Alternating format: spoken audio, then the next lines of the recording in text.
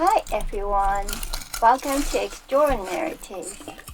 Crispy popcorn chicken makes a great finger food for movie or game nights. There is no better way to enjoy these small bite-sized snacks right after frying. Crispy and tender, I hope it won't distract you from watching your game or movie. Let's get started. I use drumstick in this recipe. Both drumsticks and thighs are dark meats. They are more flavorful and fattier than chicken breast. During frying, the fat melts, which makes the meat juicy. However, there's a drawback, as you have to debone it. Also, chicken breast is usually softer if not overcooked. As such, it's up to you to choose which parts of the chicken to use. Cut into about 2 centimeter pieces. For 1 pound of chicken meat, grate in 2 teaspoons of garlic and ginger each, half teaspoon of salt, quarter teaspoon of sugar, quarter teaspoon of white pepper, half teaspoon of 5 spice powder, 1 tablespoon of soy sauce. Feel free to adjust the amount of seasoning to your taste.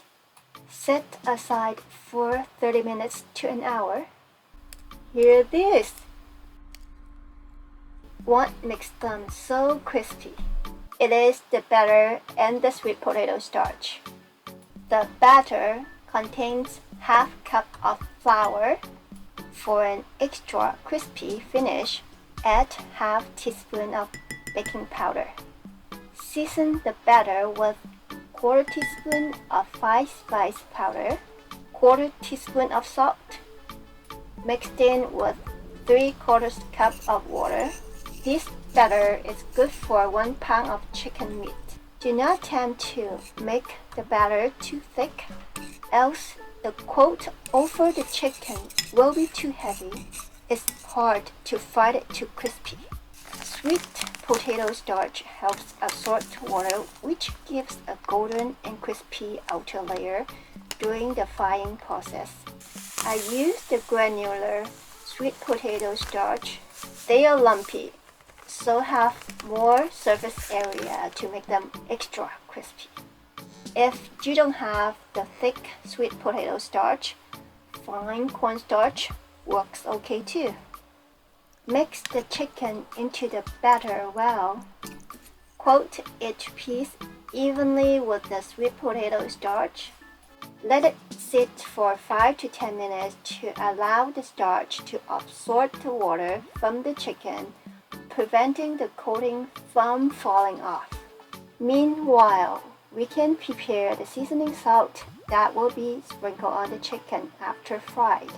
Half a teaspoon of salt, half a teaspoon of white pepper, half a teaspoon of paprika. You can adjust these seasonings to your liking. The seasoning salt will allow you to enjoy the chicken in a whole new way, as it first stimulates your taste buds before you bite into the crispy, tasty meat. Frying at the right oil temperature is also crucial for a crispy texture. The oil should be around 375 degrees Fahrenheit. You can use a kitchen thermometer, but the most convenient way is to drop a small piece of crumb into the oil. The temperature is about right when it pops back up in 1 to 2 seconds. It should be firm when pressed, and the color should be light brown. Too dark means the temperature is too high. Add in 1 piece at a time so the oil temperature does not drop too fast. Also, do not overcrowd the pan. Each piece should have enough room to move freely. Fry 3 to 4 minutes and turn them constantly. Take the darker color ones out first. When doing in batches, fish out the fine crumbs with a strainer. If not, these crumbs will burn and get stuck on your next batch. Continue until the chicken is all done.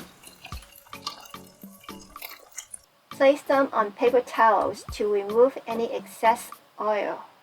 At last, double fry for the extra crispy. Bring up the oil temperature just before smoking point.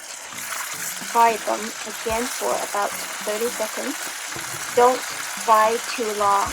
It will dry out and burn as moisture rises to the surface from inside the chicken. Double frying at high temperature boils it off, giving the chicken its exceptional crispy texture. Sprinkle on the seasoning salt.